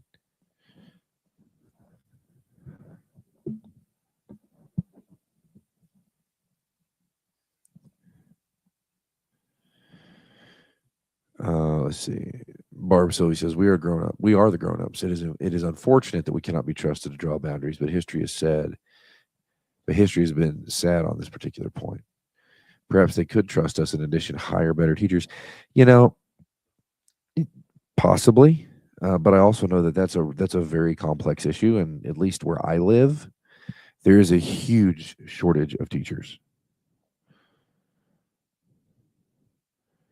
I can remember, and I need to get her back on the channel and have her tell this story sometime. But when Megan got her first teaching job, the wrong spot. When Megan got her first teaching job, she had actually interviewed for that job several times. Well, in that district several times. She'd interviewed across Oklahoma for a variety of jobs. She had gotten one job offer and turned it down because it was just too far away. I think we were engaged. If not, if we weren't engaged, we were nearly engaged. But I think we were engaged. But it was a long time ago. I don't remember. Anyway, she had interviewed for jobs. She had turned down one job in far western Oklahoma because it was like 7 hours from her sphere of influence. And here she is going to be a first-year teacher in the middle of nowhere. And if something happens, then I got to drive across the state to get to her and help her.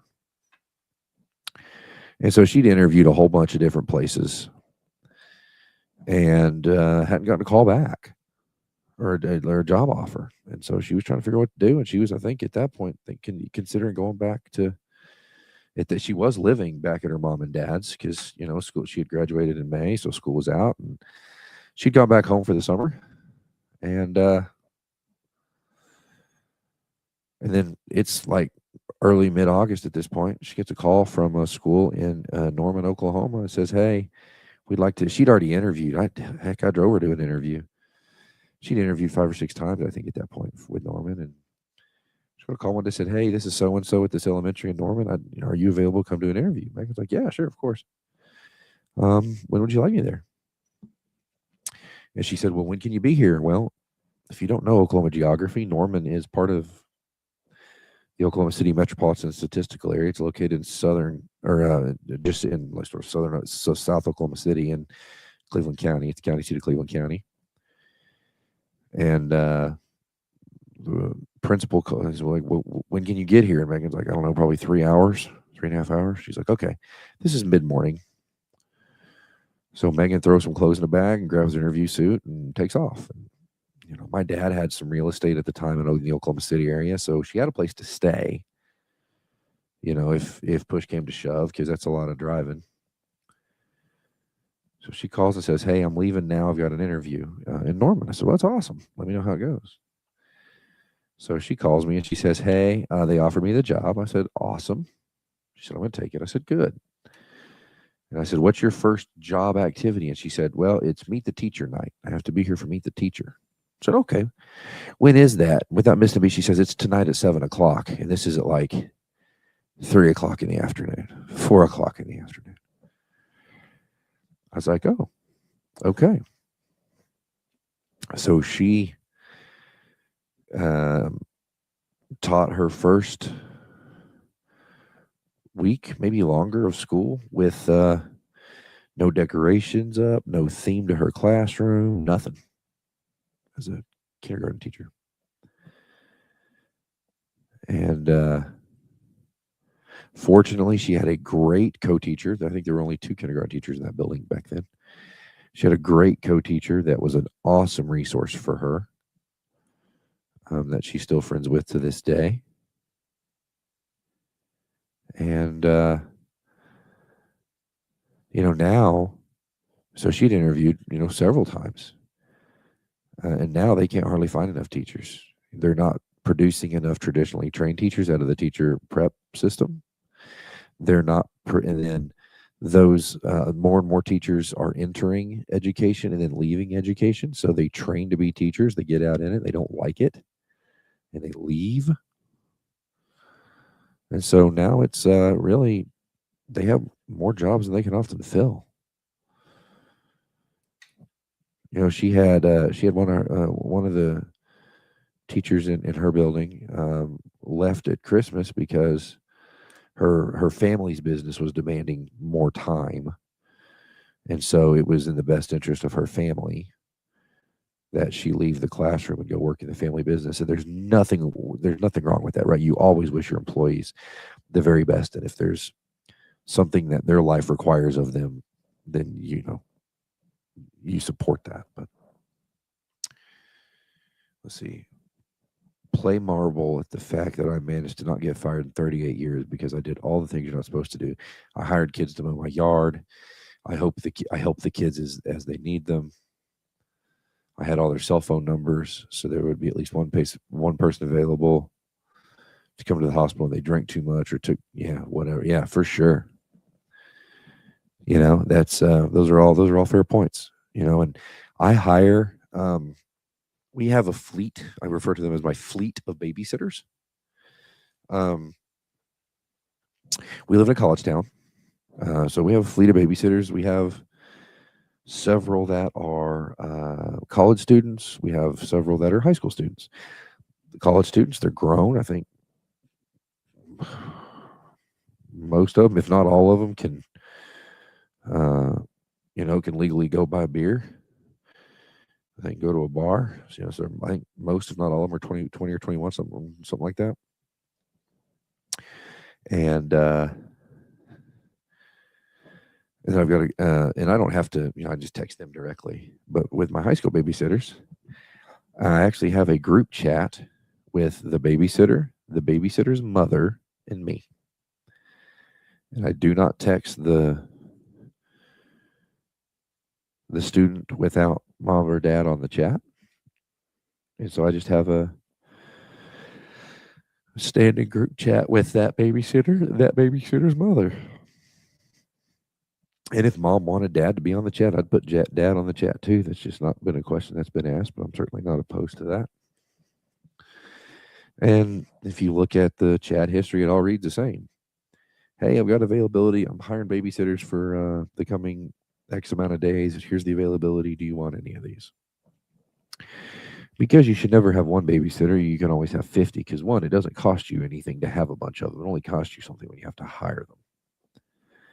But also, kids are as busy now as they ever have been. So if I got a kid who plays a spring sport and a fall sport, well, I can only have them in the winter.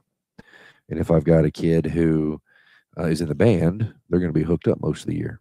But they tend to be a little more open in the summer, right? So you accumulate enough people that no matter what happens, you get coverage, right? And then I also have some, our house can be a little, what's the kind of way I say it? It can be a little hectic from time to time. And so I've got some babysitters who thrive in chaos. They live in a house full of chaos with kids running, screaming everywhere. And then I've got some that didn't come from chaos and they do much better in quieter environments. And so I have a gamut of them. You find good ones, you build relationships with them. I think we're going to finish. I'm going to finish this page. So just a few pieces. Let me see. How much build on do I have to do to this? We're going to go until I mount this piece right here that I've been building up, and then we'll call it a night. It's getting late. I'm getting tired. I'm getting old. I can't, as I tell my wife when she's pulling all-nighters, I can't keep up with you young people anymore. Okay, so I need a 1x1.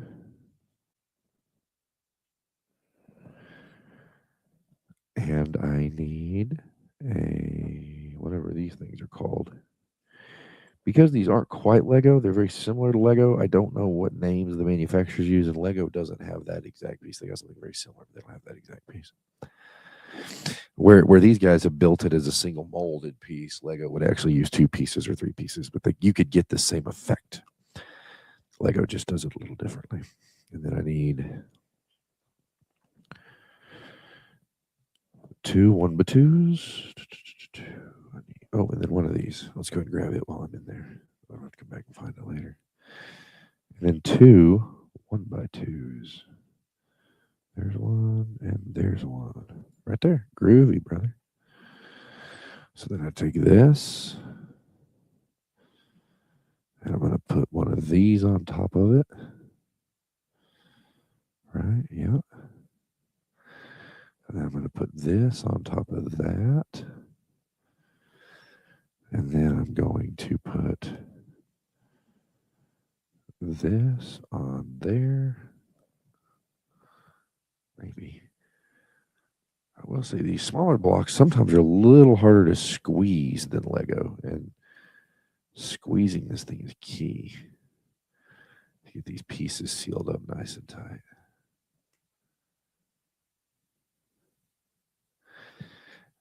Allie, thanks for hanging out. This will take me more than just tonight. So I've only got about maybe 3 or 4 minutes left on this stream, then I'm going to shut it down. Thanks for coming out. Come hang out with us anytime. I appreciate you being here, hanging out with us tonight. Barb says, my favorite thing about teaching, I can't put a notice on Facebook and say, hey, I've pulled into my house. Who wants to make $15 an hour to help me pack? Oh, I can pull a notice.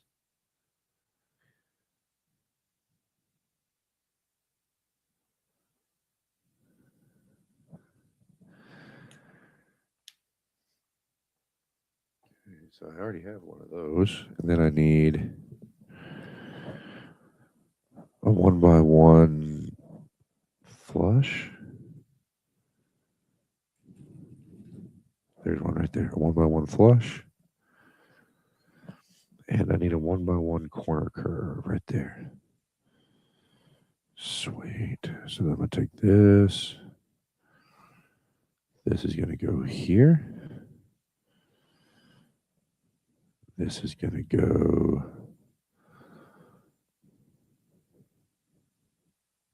here. This piece goes here. Okay, so we're almost done. I'm getting ready to hang this piece in just a second here. Then I need a 2x2 plate. I hate it when they're upside down because they always feel like plates. They look like plates and you pick them up and they're very not. That's not one. That's not one. That's not one. That's one right there. Nope. See? Same problem. How about this one? Nope.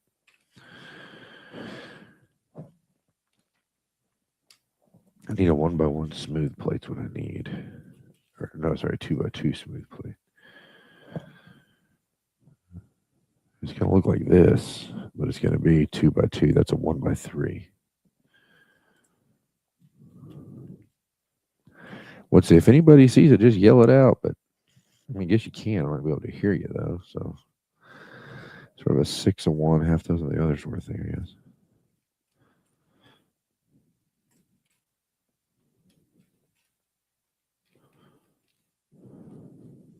That it? There it is. Good.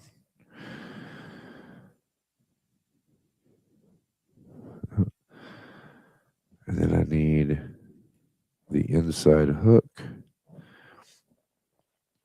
And then I need that weird, whatever that little bear claw foot thing is.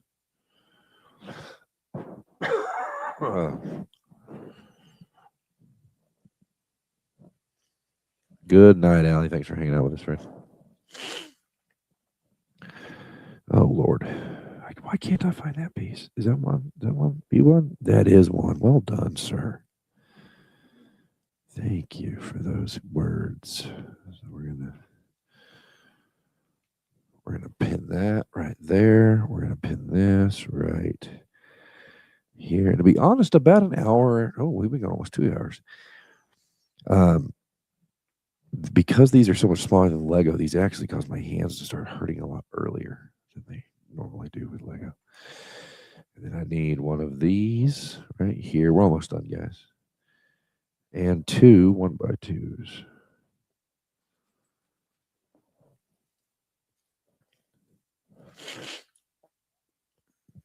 One, two. Yeah, it's like I said, it's elephant. I certainly don't have an issue with the rule. I think the rule is well intentioned. There are some unintended consequences of the rule, but good or bad, that's going to be inevitable anywhere lawmakers are involved. And not that lawmakers are a bad thing. Like we are a nation of laws. We need those people to make those decisions. But that's one of those decisions that has an economic cost to it. If you follow me, right? Like that decision does not come free. The school has to identify resources. Where is that piece? Why can't I find that piece? Yeah. The school has to find a product that they then have to pay for. Because what happens is if you tell teachers, hey, you can't directly talk to your students anymore, the teachers say, well, that's really easy. Then you need to find us a way that we can talk to them in an approved method. And if the school says we're going to pay for it, and you say, cool, we're not going to do the thing.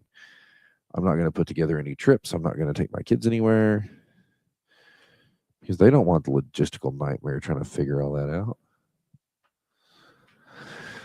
All right, here we go. So that's where we are tonight. Slide that forward a little bit. That's where we are.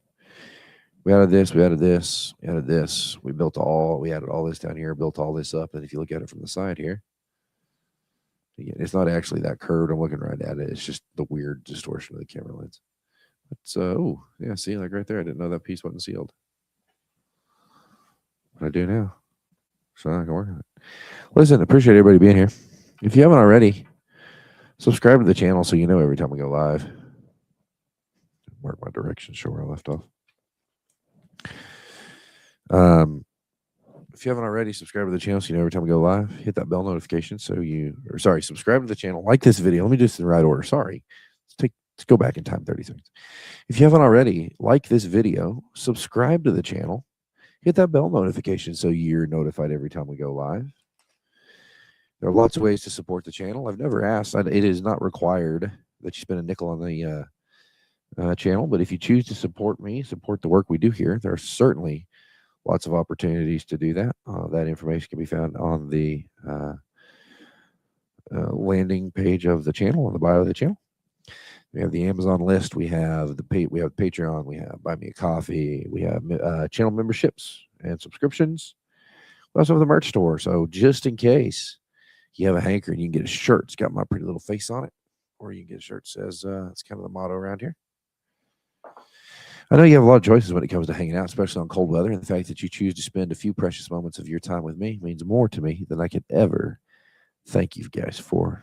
So that's it for now. We'll probably do another one tomorrow. Depends on if I have to go back to work on Monday or not, but at the very least, we'll try to throw one up tomorrow night if we can. In the meantime, do me a favor. Be kind to someone. We'll talk to you guys real soon.